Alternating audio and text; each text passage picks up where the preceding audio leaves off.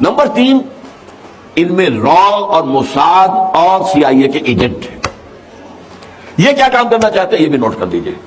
یہ گرینڈ جو ہے اسکیم ہے، گرینڈ پلان ہے امریکہ کا پاکستان کو ختم کرنے کا، اور خاص طور پر پاکستان اگر رہ بھی جائے تو کوئی بات نہیں، ایٹمی اثاثے ختم کرنے کا. اس کے لیے وہ چاہتا ہے پاکستان میں بدامنی، ایک سول وار کی کیفیت ہو جائے تاکہ جواز مل جائے ادھر سے نیٹو فورسز کے داخل ہونے کو اور ادھر سے بھارتی فوج کو داخل ہونے کا. آپ کو معلوم ہے الرٹ کر دی گئی تھی دونوں فورسز، نیٹو فورسز ور الرٹڈ. بھارت نے اپنی فوج کو الرٹ کر دیا تھا، تیار رہا، ہو سکتا ہے کہ اب قریب ہمیں ایک پڑوسی ملک کے اندر داخل ہونا پڑے وہاں امن قائم کرنے کے لیے. یہ چاہتے ہیں پاکستان کو ڈی سٹیبلائز کرنا. یہ ہتھیار دے رہے ہیں، یہ پیسے دے رہے ہیں ان عناصر کو جو ان کے جو ہے اعلی کار، ان کے ایجنٹ بن کر کام کر رہے ہیں. اور اسی کے ضمن میں بہت خطرناک صورتحال جو انہوں نے اختیار کروائی ہے اس وقت، وہ مذہبی بنیاد پر فسادات. پارا چنار کے علاقے میں تو اس سے پہلے بھی ہوتے تھے شیعہ سنی فسادات، لیکن اتنے نہیں جتنے اب ہو رہے ہیں، جتنے بڑے پیمانے پر ہو رہے ہیں، جتنی بڑی خوریزی ہو رہی ہے. کچھ تو خون ہو رہا ہے، ایک دوسرے کے لوگ مارے جا رہے ہیں، کبھی نہیں ہوئی. اسی طرح یہ باڑہ اور باڑے سے آگے کا جو علاقہ ہے، اس میں سنیوں کے دو گروہ، دیوبندی اور بریلوی، ان کے درمیان جنگ.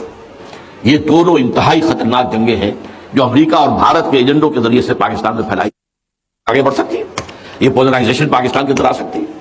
شیعہ سنی فساد تو بڑھ سکتا ہے پاکستان کے اندر، دیوبندی اور بریلوی فساد تو بڑھ سکتا ہے پاکستان کے اندر. تو یہ ہے تیسرا ایلیمنٹ، تاکہ دونوں طرف سے کچھ ایسی صورت بن جائے کہ ہمیں داخل ہونے کا جواز مل جائے.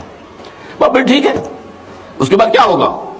کنڈولیزا رائس کی زبان میں بتا رہا ہوں اس کے الفاظ کیا تھے. وہ آئی تھی اور اس نے دورہ کیا تھا بھارت کا بھی اور پاکستان کا بھی، اور واپس جا کر امریکہ میں اسٹیٹمنٹ دیا تھا پاکستان کا مستقبل بھارت اور امریکہ مل کر طے کریں گے. یہ ہے کھلا. اب یہ ہے کہ اب مجھے ڈر کاہے کا؟ دنیا پہلے بائی پولر تھی تو امریکہ بھی گھبراتا تھا کہ ہم کسی پر زیادتی کریں گے وہ روس کی پناہ لے لے گا، روس کا ساتھی بن جائے گا، اس کی طاقت بڑھ جائے گی. وہ بائی پولر جو ہے دنیا اس اعتبار سے چھوٹی قوموں کے لیے، چھوٹے ملکوں کے لیے ایک طریقے سے بہت ہی سازگار معاملہ تھا. اب تو یونیپولر ہے. سیاح بہن کوتوال، اب مجھے ڈر کس کا ڈر؟ کوئی ڈر نہیں. کھل کر باتیں کرتے ہیں، کچھ چھپا کر باتیں نہیں کرتے.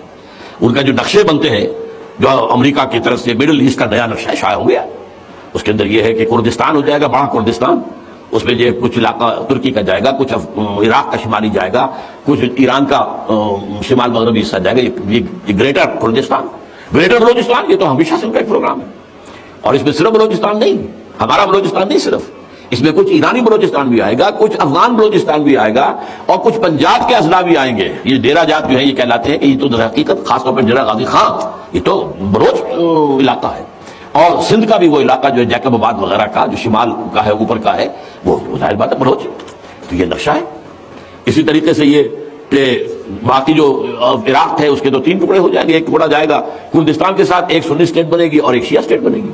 اور وہ شیعہ اسٹیٹ جو ہے نیچے اس کو ایکسٹینڈ کر دیں گے، جیسے شلوار یا پاجامہ یا پینٹ ہوتی ہے نا، اوپر سے یوں ایک ہے پھر 2 ٹانگیں بن جاتی ہیں. تو یہ جو گلف ہے اس کے ٹاپ پر تو وہ ایک ہوگی کویت سمیت، اور عراق کا جنوبی حصہ جو شیعہ پر مشتمل ہے، لیکن نیچے ایک بیلٹ ہوگی گلف کے مشرقی ساحل کے ساتھ. یہ عرب ہیں، یہاں پر آباد ہیں، شیعہ ہیں، عرب ہیں. اسی طریقے سے اسی گلف کے ویسٹ کوسٹ کے ساتھ ساتھ عرب کا ایک پٹی کاٹ لیں گے، یہ بھی عرب ہیں لیکن شیعہ ہیں. تو یہ گویا کہ ایک یونائٹڈ عرب شیعائٹ اسٹیٹ بنانے کا پروگرام ہے. باقی جو ہے عرب کو تقسیم کر دیں گے، نجد ہے وہ علیحدہ ہو جائے گا، اور ایک یوں سمجھیے کہ جیسے عیسائیوں کا ہے ویٹیکان، ایک چھوٹی سی ریاست ہے، اتنی طرح تھوڑی سی بڑی ریاست مکہ مدینہ یمبو وغیرہ یہ ملا کر بس یہ ایک ان کی مذہبی ریاست بنا دیں گے، باقی جو ہے وہ علیحدہ ہے. یہ سارے نقشے ہیں جو بن رہے ہیں. ان کے خیال میں افغانستان کے ساتھ جوڑ دیا جائے گا صوبہ سرحد کو، اور افغانستان کا شمال مغربی حصہ جوڑ دیا جائے گا ایران کے ساتھ. وہ تو گویا کہ یہ سمجھتے ہیں کہ یہ ہمارا علاقہ ہے، ہم نے اس کو کنٹرول کر لینا، آج نہیں تو کل ہمارا ہی جو ہے حکم چلے گا، ہماری مرضی چلے گی. اب جیسے چاہیں گے نئی لکیریں کھینچ دیں گے. جیسے فرسٹ ورلڈ وار کے بعد پورے عرب دنیا کو تقسیم کر دیا گیا. یہ کہاں تھے؟ شام اور مصر اور یہ علیحدہ ممالک کہاں تھے؟ یہ سب عثمانی امپائر کے تھے. یہ سارا شام، سارا فلسطین، سارا لبنان، سارا جارڈن یہ کس کا تھا؟ حجاز کا بہت بڑا حصہ کس کا تھا؟ پورا شمالی افریقہ کس کا تھا؟ یہ تو جو عثمانی امپائر تھے، خلافت عثمانیہ کے تحت تھا. ان کے جو حصے بکھرے کیے، بلکنائزیشن کی ہے.